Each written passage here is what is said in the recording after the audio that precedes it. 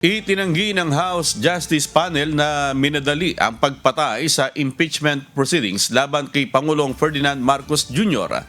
Ito'y matapos na ideklarang insufficient in substance ang dalawang reklamong impeachment laban sa presidente. Bukod dito, itinanggi rin ng mga kongresistang gawa-gawa lang ang impeachment proceedings laban sa Pangulo.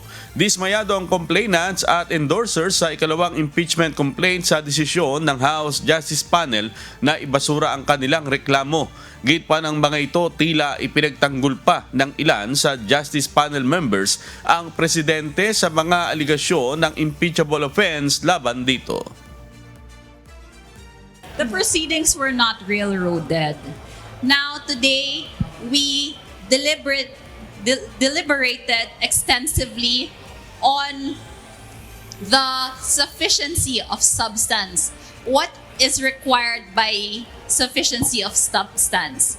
In our rules, it says there, the sufficiency of substance is met if there is a recital of facts which constitute the impeachable offense charge and determinative of the jurisdiction of the House Committee on Justice.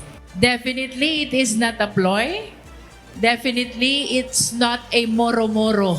Kaya, of course, we cannot please everyone. But in as far as I am concerned as the Justice Chair, I am very much convinced and I stand that the members of the Justice Committee act independently and impartially in as far as the determination of substance and form of these two impeachment complaints against the President are concerned.